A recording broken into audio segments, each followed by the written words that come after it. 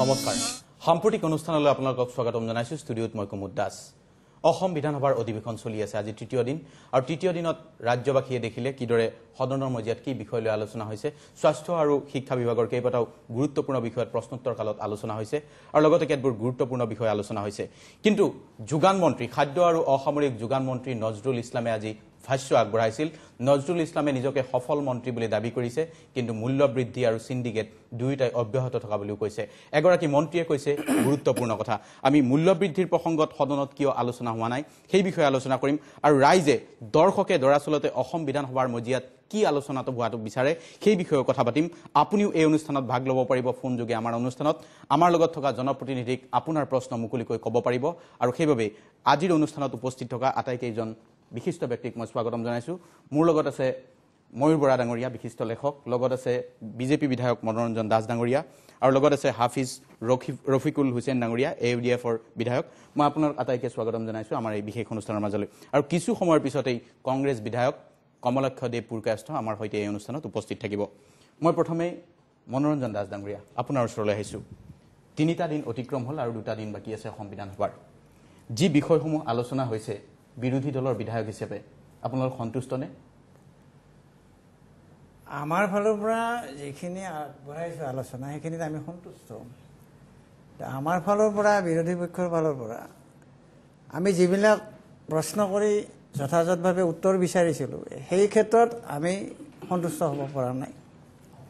কাৰণ দেখা যায় যে আমাৰ এটা অভ্যাস হৈছে গতানুগতিক যে এটা কিবা উত্তৰ দি গ'লে হয় আৰু বিধায়কে প্ৰশ্ন কৰিলে এটা উত্তৰ দি গ'ল এইটো হৈ গ'ল যেনে কিবা তথ্য লাগে তথ্য আহি আছে আমুকটো দি আছো চাই আছো কিন্তু বিধানসভাৰ যিটো পাৰপাছ এচুৰেঞ্চ দিয়া এটা যে আমি এইটো এচুৰেঞ্চ দিছোঁ কৰিম ঠিক তেনেধৰণৰ বস্তুটো বিধানসভাত এতিয়ালৈকে ঠিকমতে অহা নাই আৰু এচুৰেঞ্চ দিলে পৰৱৰ্তী সময়ত এইটো ধৰাৰ কাৰণে খুব সুবিধা হয় এই যে এচুৰেঞ্চৰ অভাৱ হৈছে বিভিন্ন বিভাগত যিকোনো ডিপাৰ্টমেণ্টৰে হওক বিভাগৰে হওক এই এচুৰেঞ্চৰ অভাৱটো বিধানসভাৰ আলোচনাত পৰিলক্ষিত হৈছে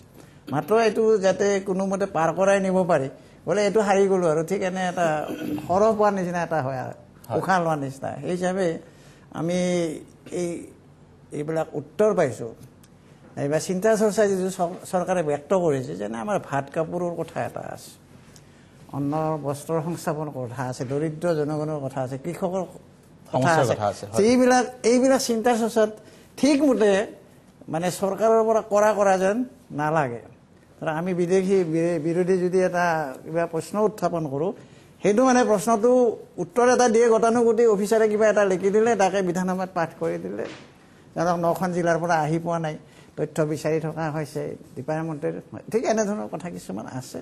গতিকে সেই হিচাপে আমি সন্তুষ্ট বুলি ক'ব নোৱাৰোঁ বিধানসভাৰ এই আলোচনাবিলাক আৰু কিছু প্ৰয়োজন আছে ধৰা আজি আপুনি এটা কৈছে সন্তুষ্ট নাই যেনে যিটো আছে আমাৰ আজি মূল্য বৃদ্ধিৰ কথা এটা এই মূল্য বৃদ্ধিৰ কথাটো লৈ এইটো আপোনাৰ এটা প্ৰশ্ন আহিছে কিয় কৰা নাই মূল্য বৃদ্ধিৰ কথাটো আমি এই কাৰণেই বেছি কৰি আমাৰ মনত আছে যদিও কৈছে কিছু আহিছে ধৰকচোন মাজে আপোনাক মই এই মুহূৰ্তত যোগান মন্ত্ৰী ডাঙৰীয়াই কি বক্তব্য দাঙি ধৰিছে মূল্য বৃদ্ধি সম্পৰ্কত সেয়া আপুনি শুনক তাৰপিছত মই পুনৰ আপোনাৰ ওচৰলৈ নজৰুল ইছলাম ডাঙৰীয়াৰ ভাষ্য আগবঢ়াইছো এক্সেপ্ট পিঁয়াজৰ বাহিৰে বাকী কোনো বস্তুটো আমাৰ মূল্য বৃদ্ধিখন ষ্টেবল হৈ আছে পিঁয়াজটোৰ মূল্য বৃদ্ধি হৈছে পিঁয়াজৰ মূল্য বৃদ্ধি হোৱাৰ কাৰণ হ'ল যে যোৱাবাৰ পিঁয়াজৰ ক্ৰপটোৱেই বেয়া হৈছে কাৰণ 2010 চনতো এই অৱস্থা হৈছিল 2010 চনতো 50 টকালৈকে গৈছিল 99ত এবাৰ এনেকুৱা অৱস্থা হৈছিল 1999 চনত তেতিয়াও আপোনাৰ 60-65 লৈকে পিঁয়াজৰ দাম গৈছিল কাৰণ ক্ৰপ যেতিয়া বেয়া হয় বস্তুটো ছাপ্লাই আৰু ডিমাণ্ডৰ ওপৰত দাম হয় ছাপ্লাই যিমান বেছি হ'ব দামটো ইমান কমি যাব ছাপ্লাই যিমান কম হ'ব বা ডিমাণ্ড বেছি হৈ যাব ছাপ্লাই কম হ'ব দাম বেছি হ'ব সমালোচনাটো বাঢ়ি কৰিবই কাৰণ বস্তুৰ দাম বাঢ়া বুলি কৈছে বস্তুৰ দাম বাঢ়া বুলি ক'লেতো নহ'ব এই সময়ত পাচলিৰ যথেষ্ট দাম হৈছে আৰু এগ্ৰিকালচাৰে কৃষকে দাম পোৱাত কি অসুবিধা হৈছে কৃষকে দাম পোৱাত কোনো অসুবিধা হোৱা নাই কাৰণ কৃষকৰ দাম বাঢ়ি কষ্ট বাঢ়িছে সিন্ডিকেটৰ কাৰণে ইতিমধ্যে মুখ্যমন্ত্ৰীয়ে সিন্ডিকেটৰ কাৰণে অৰ্ডাৰ দিছে প্ৰত্যেক ডিষ্ট্ৰিক্ট এডমিনিষ্ট্ৰেশ্যনক যদি তেনেকুৱা সিন্ডিকেট আছে যাতে ইমিডিয়েট ব্যৱস্থা লয় আৰু ইমিডিয়েট ব্যৱস্থাত কেইজনমানক এৰেষ্টো কৰা হৈছে সিন্ডিকেট আছে কাৰণেহে এৰেষ্ট কৰা হৈছে যদি সিন্ডিকেট এৰেষ্ট কিয় কৰা হ'ল নীলা কেৰাচিন আমাৰ একচুৱেলি শুনক কেতিয়া হয়, যেতিয়া যিকোনো বস্তু শ্বৰ্টেজ হয় তেতিয়া ব্লেক মাৰ্কেটিং হয়। এভেইলেবল হওক, মানুহৰ যথেষ্ট পাওক, তেতিয়া ব্লেক মাৰ্কেটিং কোনোদিনো নহয়। কাৰণ এছাম বেয়া মানুহ থাকেই, চুৰ কৰি কেনেকৈ বেছি পইচা মুনাফা লুট কৰিব পাৰি, এছাম মানুহ তেনেকৈ থাকেই। কিমান এতিয়া চুৰ ডাকাত বন্ধ হৈ গৈছে নেকি? পুলিচটো আছে, চুৰ ডাকাত বন্ধ হৈ গৈছে নেকি? চুৰি ডাকাতি হোৱা নাই নেকি? কিন্তু চুৰি ডকাইতি বন্ধ হৈ যোৱা নাই, কিন্তু অৰাজকতা হোৱা নাই। চবতে আপোনাৰ পাচলিৰ দাম বেছি হৈছে। ইয়াৰ খালি অসমত নহয়, আপুনি অল অভাৰ ইণ্ডিয়া গৈ চাওক, পাচলিৰ দাম চব ঠাইতে বেছি হৈছে। ব্লেক মাৰ্কেটত আমি উৎসাহিত কৰা নাই, মই নাভাবো। সফল আমি ময়ূৰ বৰা ডাঙৰীয়া আৰু ৰফিকুল ইছলাম ডাঙৰীয়া আপোনালোকৰ বক্তব্য ল'ম, কিন্তু এইখিনি মুহূৰ্তত আমাৰ সৈতে ফোন লাইনত আছে এগৰাকী দৰ্শক। হয় ডাঙৰীয়া, আপোনাক স্বাগতম জনাইছোঁ এই অনুষ্ঠানলৈ, আৰু আপুনি কি সমস্যাৰ কথা ক'ব খুজিছে? হয়, নমস্কাৰ।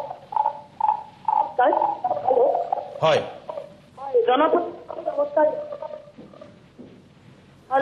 আপুনি প্ৰশ্নটো কৰোঁতে আপোনাৰ টিভিৰ ভলিউমটো কমাই ল'ব, যাতে আপোনাৰ প্ৰশ্নটো আমি ঠিকমতে শুনিব পাৰোঁ। আমাৰ ভলিউম কমাবলৈ হেল্ল', হয় শুনিছোঁ। মই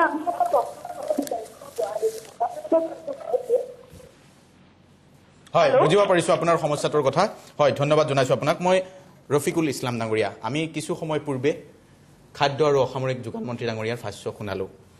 এইগৰাকী মন্ত্ৰীৰ এনে ভাষ্যৰ পিছত আপুনি আশা কৰিব পাৰেনে মূল্যবৃদ্ধি ৰোধ হ'ব বুলি, চিণ্ডিকেট বন্ধ হ'ব পাৰে বুলি? দুখেৰে ক'ব লাগে, ছেকুলাৰ কাণ্ট্ৰি আৰু কেবিনেট মিনিষ্টাৰ যোগান মন্ত্ৰী ডাঙৰীয়াই যি বক্তব্য আৰু মন্তব্য দিলে, এইটো একেবাৰে লজ্জাজনক কথা, আৰু এইটো এটা বেয়া এটা সংকেত যে যিজন দায়িত্বত আছে, দায়িত্বশীল ব্যক্তি, কণ্ট্ৰল কৰিব পাৰে, সেইজনৰ এনেকুৱা ভাষ্য। এনেকুৱা লাগিছে যে যিবিলাক মূল্যবৃদ্ধিৰ কাৰণে যিবিলাক কজ আছে, এই কজবিলাকৰ লগত তেখেতৰ ইনভলভমেণ্ট আছে, এনেকুৱা এটা লাগিছে। তেখেতে ছাপৰ্ট কৰি কৈছে। আজি তেখেতে কৈছে, কেইবাটাও মিছা কথা কৈছে। এক নম্বৰটো তেখেতে কৈছে যে পিঁয়াজৰ বাহিৰে কোনো বস্তুৰ মূল্য বৃদ্ধি হোৱা নাই, ঘোকাত মিছা কথা। তেখেতে বজাৰত যোৱা নাই। মই মাজে মাজে আপোনাৰ হাতীগাঁও আৰু গণেশগুৰি বজাৰত মই নিজে যাওঁ, চব্জি মাছ চাছ ইত্যাদি মই নিজে কিনো। পিঁয়াজৰ বাহিৰে নহয়, চব বস্তুৰ মূল্য বাঢ়িছে। তেখেতে যিটো কৈছে পিঁয়াজৰ বাহিৰে, কেইদিনৰ পৰা এইটো একেই এটা চেণ্টেন্স তেখেতে ৰেডিমেড পকেটত আছে, সেইটো ডেইলি ৰিপিট কৰি আছে যে পিঁয়াজৰ বাহিৰে কোনো বস্তুৰ মূল্য বৃদ্ধি হোৱা নাই। অসমৰ 3 ক্ৰ'ৰ জনগণক আপুনি সোধক, টেলিফোনতো বহুতে আছে, আপোনাক ক'ব যে তেখেতৰ এইটো বক্তব্য একেবাৰে সঁচা নহয়। ছেকেণ্ড, তেখেতে কৈছে আপোনাৰ যে কৃষকে পইচা পাইছে, কি অসুবিধাটো হৈছে? ক'ত কৃষকক আপুনি পইচা দিলে? আজি বৰপেটা ৰোড, মই বৰপেটাৰ পৰা বিলং কৰোঁ। বৰপেটা ৰোড মই যোৱা পৰহি খবৰ লৈছোঁ, বৰপেটা ৰোড চব্জি হ'লচেল মাৰ্কেট, আপোনালোকে জানে লৱাৰ অসমৰ ভিতৰত ডাঙৰ মাৰ্কেট, দলগাঁও আছে, বৰপেটা ৰোড আছে। বৰপেটা ৰোডত 7 টকা 8 টকাৰ পৰা 10, 11, 12 টকালৈকে যিমান কেঁচা চব্জি আজিৰ মাৰ্কেটত আছে, বেঙেনা কওক, ভাত কেৰেলা, লেচৰা আদি কৰি যিবিলাক চব্জি আছে, 7 টকাৰ পৰা 11, 12 টকালৈকে। তো এইটোতো হ'ল বৰপেটা ৰোড হ'লচেল মাৰ্কেটত। কৃষকে মই ভাবোঁ যিসকলে বৰপেটা ৰোড বজাৰত আনিছে আৰু কিজানি 2-4 টকা কমেই পাইছে, এখেতে কৈছে। কিন্তু গুৱাহাটী আহোঁতে, বৰপেটা ৰোডৰ পৰা গুৱাহাটী আহোঁতে 1 কিলো চব্জি কিমান টকা খৰচ হ'ব? 1 টকা খৰচ হ'ব, 1 কিলো চব্জিত 2 টকা খৰচ হ'ব। গুৱাহাটীৰ মাৰ্কেটত আপুনি 30ৰ পৰা 40, 50 টকাৰ তলত, 40-50ৰ কমত কোনো চব্জি ইয়াতে নাপায়। তো বৰপেটা ৰোডত 10 টকা, গুৱাহাটীত 50 টকা, মাজত আপোনাৰ এই 40 টকা কেনেকৈ বাঢ়িল? কোনে লয়? জেগাই জেগাই ৰাস্তাই ৰাস্তাই আপোনাৰ চিণ্ডিকেট আছে, দালাল চক্ৰ আছে, গুণ্ডা কৰ উঠাই আছে, বজাৰত মধ্যভোগী আছে। কিছুদিন আগত আপোনালোকে দেখিছিল বিলাহী বৰপেটা ৰোডত মাৰ্কেটত মানুহে প্ৰতিবাদ কৰিছে, পেলাই দিছে, 1 টকা 2 টকা মূল্য। মধ্যভোগীৰ কাৰণে এইবিলাক হৈছে, কিন্তু নিয়ন্ত্ৰণ কৰিব পৰা নাই। অখিল গগৈ চাহাবে বৰপেটাৰ পৰা আনি গুৱাহাটীৰ জনগণক 5 টকা মূল্যত চব্জি খুৱাইছে, কিন্তু চৰকাৰে তেতিয়া পৰা নাই। তেতিয়াও গুৱাহাটীৰ মাৰ্কেটত 30-40 টকা। আজি এনেকুৱা চব জেগাত হৈছে, কৃষকে পোৱা নাই। মই আপোনাৰ ওচৰলৈ আহিম, কিন্তু এই মুহূৰ্তত এগৰাকী দৰ্শক আছে আমাৰ ফোন লাইনত। হয় ডাঙৰীয়া, আপোনাক স্বাগতম জনাইছোঁ, আৰু আপুনি আপোনাৰ সমস্যা সন্দৰ্ভত কি ক'ব খুজিছে? হেল্ল', হয় হয়, আপোনাৰ এই মই চৰকাৰখনত দেখিছোঁ বহুত ডাঙৰ ডাঙৰ ব্যক্তি, বহুত গুণী জ্ঞানী ব্যক্তি।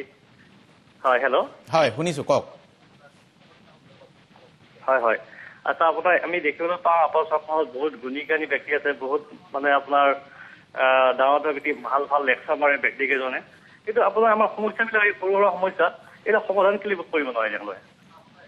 হয় ঠিকে আপোনাৰ অনুভূতি গম পাইছো ময়ূৰ বৰা ডাঙৰীয়া আপোনাৰ ওচৰলৈ আহিছো যোগান মন্ত্ৰীগৰাকীয়ে যি ভাষ্য আগবঢ়ালে তাৰ পিছত আপুনি আশা কৰিব পাৰিবনে সঁচাকৈ ৰাইজৰ কিবা মংগল হ'ব অসম বিধানসভাৰ 3 দিনৰ অধিৱেশনত অসমৰ ৰাইজৰ প্ৰকৃতাৰ্থত মংগল হোৱা কিবা বিষয় আলোচনা হোৱা আপুনি দেখিছেনে এইটো কোৱা বৰ দিগদাৰ তেনেকুৱা ধৰণৰ আসলতে কথা একোৱেই দেখা পোৱা নাই আৰু আসলতে গোটেই কথাখিনি আমাৰ দাস ডাঙৰীয়াৰ কথাৰ মাজেৰে ভাষ্যৰ মাজেৰে সুন্দৰভাৱে প্ৰতিফলিত হৈছে দাস ডাঙৰীয়াই যিটো গতানুগতিকতাৰ কথা কৈছিল আৰু এখন ৰুটিন মাফিক কিছুমান কথা কৈছিলে তেখেতৰ কথাবোৰ এনেকুৱা আছিল যে বিৰোধী পক্ষই যেতিয়া চৰকাৰক ব্যতিব্যস্ত কৰিব পৰা বা চৰকাৰক জনগণৰ হিতৰ কাৰণে বা জনগণৰ ভালৰ কাৰণে কৰিব পৰা কিছু প্ৰশ্নৰে চৰকাৰক তেওঁলোকে সোধে আৰু তাৰ যিটো উত্তৰ তেওঁলোকে পায় সেই উত্তৰত কিন্তু তেওঁলোক আশ্বস্ত হ'ব পৰা নাই আৰু তেওঁলোক আশ্বস্ত হ'ব পৰা নাই মানে অসমৰ এটা গৰিষ্ঠ সংখ্যক জনসাধাৰণক যাক তেওঁলোকে প্ৰতিনিধিত্ব কৰে সেই প্ৰতিনিধিত্ব কৰা ৰাইজ সকলো এইটোত আশ্বস্ত হোৱা নাই আৰু তেনে এটা প্ৰেক্ষাপটত যেতিয়া এজন গুৰুত্বপূৰ্ণ মন্ত্ৰীয়ে অকল পিঁয়াজৰ বাহিৰে অন্যান্য সকলো বস্তুৰে দাম নাই বঢ়া বুলি কয় তেতিয়াহ'লে কথাটো মানি ল'বলৈ দিগদাৰ হয় কিন্তু এইখিনিত এটা কথা দাস ডাঙৰীয়া ক'ব লাগিব আচলতে এনেকুৱা যে কিছুমান বস্তুৰ দাম মুদ্ৰাস্ফীতি বা যেতিয়া ইকনমি বা যিটো অৰ্থনীতিৰ যিটো বিকাশ তাৰ লগত আচলতে মুদ্ৰা বা যিটো মূল্য এই কথাটো একদম নিবিড়ভাৱে সম্পৰ্কিত হৈ আছে গতিকে আপোনাৰ ইকনমিটো ডাঙৰ হৈ যোৱাৰ লগে লগে বা গ্ৰোথ হোৱাৰ লগে লগে বিকাশ হোৱাৰ লগে লগে কিছু মূল্য বাঢ়িব পাৰে আৰু সেই কথাখিনিৰ আলম লৈ তেওঁ কৈছে যোগান আৰু চাহিদাৰ কথা সাপ্লাই আৰু ডিমাণ্ডৰ কথা কিন্তু হেতুতে সাপ্লাই আৰু ডিমাণ্ডটো হ'ল এতিয়া আটাইতকৈ দুৰ্ভাগ্যজনক কথা হ'ল সাপ্লাই আৰু ডিমাণ্ডৰ কথাটো হ'ল আমি বাহিৰত দেখুৱাও আৰু সেই বাহিৰৰ পৰ্দাখনৰ ভিতৰত আজি যেনেকৈ শ্ব'টোত আমি 4জন মানুহ আছে কিন্তু শ্ব'টো সাফল্যমণ্ডিত কৰিবলৈ 100জন মানুহে নিউজ টাইম অসমত কাম কৰি আছে ঠিক তেনেকৈ এই কথাটো সম্পূৰ্ণ ওলোটা ধৰণে আপোনাক চৰকাৰক বা জনসাধাৰণৰ মূৰত মাধমাৰ সদাবলৈ এটা সিন্ডিকেট বা মধ্যভোগী চক্ৰ আছে আৰু সেই চক্ৰটোৱে অহৰ্নিশে কিহৰ কাৰণে কাম কৰে একমাত্ৰ নিজৰ ন্যস্ত স্বাৰ্থ সুৰক্ষিত কৰাৰ কাৰণে আৰু তেওঁলোকৰ ন্যস্ত স্বাৰ্থ কিদৰে সুৰক্ষিত হয় যেতিয়া বৰবৰ যিবোৰ আমোলা বা বিষয়া বা অন্যান্য মন্ত্ৰী আছে যিসকল লোক ইয়াৰ লগত জড়িত হৈ আছে সকলো হয়তো নাথাকিব পাৰে তেওঁলোকৰ বলত বলিয়ান হৈয়ে আজি আচলতে এনেকুৱা সিন্ডিকেট বা ন্যস্ত স্বাৰ্থৰ চক্ৰটো চলি আছে আৰু সেইটো কাৰণেতেই হয়তো আজি দাস ডাঙৰীয়াই বিধানসভাৰ ভিতৰত তেওঁলোকৰ যিটো উত্তৰ পাইছে সেই উত্তৰত তেওঁ আশ্বস্ত হোৱা নাই তেওঁ এটা গতানুগতিক ৰুটিন মাফিক উত্তৰ পাইছে আৰু একে সময়তে কিন্তু আপুনি যদি চাই তেতিয়াহ'লে লাগিব বিৰোধীৰ প্ৰশ্ন বা বিৰোধীৰ সমালোচনাটো কেতিয়াবা কিন্তু আমি গতানুগতিকতাৰ প্ৰভাৱ বা ৰেখ দেখা পোৱা যাওঁ এইটো কিন্তু গণতন্ত্ৰক ভাল পোৱা আমাৰ প্ৰতিজন মানুহৰ কাৰণে কিন্তু অতি দুখৰ কথা এইটো দুৰ্ভাগ্যজনক কথা মানুহ কেতিয়াবা স্তম্ভিত হয় যে ইয়াৰ পিছত আমি আৰু কি কৰিম ইয়াৰ পিছত আমি আপুনি সিন্ডিকেটৰ কথা কৈছে মই এই মুহূৰ্তত সংসদীয় সচিব আবু তাহেৰ বেপাৰী তেখেতে আজি সিন্ডিকেট সন্দৰ্ভত গুৰুত্বপূৰ্ণ মন্তব্য এটা আগবঢ়াইছে তেখেতে কৈছে যে সিন্ডিকেট চৰকাৰৰ পৃষ্ঠপোষকতাত চলিছে গুণ্ডাৰাজ চলিছে সিন্ডিকেটৰ নামত মই সেই মন্তব্য আগবঢ়াইছো আবু তাহেৰ বেপাৰী ডাঙৰীয়াৰ এইটো টোলগেটত যিটো হৈছে এইটো গুণ্ডা কৰে হৈ আছে অন্যতম কাৰণ এটা যিবিলাক মূল্যবৃদ্ধি হোৱাৰ কাৰণ তাৰ ভিতৰত এইটো এটা কাৰণ গুণ্ডাকৰ যিটো চৰকাৰী ৰেট এই ৰেটবিলাকৰ পৰিৱৰ্তে 600 টকাৰ পৰা 800 টকালৈ প্ৰতিখন ট্ৰাকৰ পৰা এতিয়া লোৱা হৈ আছে পত্ৰখন দিয়াৰ প্ৰায় 2 মাহ হ'ল যে বিভিন্ন মহলত এই প্ৰশ্ন উত্থাপন হৈ আছে যে বিষয়া জড়িত আছে নেকি মইও আজি মানে ক'বলৈ বাধ্য হৈছো যে বিষয়া এয়া আবু তাহেৰ বেপাৰী ডাঙৰীয়াৰ মন্তব্য তেখেতে এখন পত্ৰ প্ৰেৰণ কৰিছে অতিৰিক্ত মুখ্য সচিব হিমাংশু শেখৰ দাসৰ যিখন পত্ৰত উল্লেখ আছিল যে এটা কণীৰ মূল্য 1 টকা 9 পইচা আৰু 1 কিলোগ্ৰাম মাছৰ দাম 25ৰ পৰা 30 টকা পৰ্যন্ত আৰু সেই বিষয়টোকে নৎসাত কৰিছিল মুখ্যমন্ত্ৰী ডাঙৰীয়া কিন্তু তাৰ পিছত অসম চৰকাৰৰ সংসদীয় সচিব আবু তাহেৰ বেপাৰী তেখেতে পত্ৰত উল্লেখ কৰিছে যে টুল গেটসমূহত গুণ্ডাকৰ সংগ্ৰহ কৰা হৈছে আপুনি কি ক'ব বিলকুল এইটো আপোনাৰ চৰকাৰৰ যিটো নগ্ন স্বৰূপ এইটো তেখেতে উদঙাই দিছে কাৰণ ৰুলিং পাৰ্টিৰ এজন বিধায়ক অকল বিধায়ক নহয় তেখেত পাৰ্লিয়ামেণ্টাৰী ছেক্ৰেটাৰী আৰু তেখেতৰ ঘৰো আপোনাৰ শ্ৰীৰামপুৰ গেটৰ ওচৰতে গোলকগঞ্জৰ বিধায়ক সন্মানীয় বিধায়ক আবু তাহেৰ বেপাৰী সাহেব মাজে সময়ে তেখেতৰ হেৰিও পেপাৰ পত্ৰিকা আমি চাওঁ সেইটো মই ক'বলৈ যোৱা নাই এইটো মানে স্পষ্ট এইটো হৈছে যে চৰকাৰৰ যিটো নগ্ন স্বৰূপ এইটো তেখেতে উদঙাই দিছে আজি বিধানসভাত যিটো আলোচনা হৈছে যে তেখেতে মাননীয় মুখ্যমন্ত্ৰীলৈ চিঠি লিখিছে আৰু তেখেতৰ ঘৰৰ ওচৰতে গতিকে তাতে যে গুণ্ডাকৰ লোৱা হয় এই কথাটো তেখেতে নিজে কৈছে ইয়াৰ পিছতো চৰকাৰ কোনো ধৰণৰ ষ্টেপ লোৱা নাই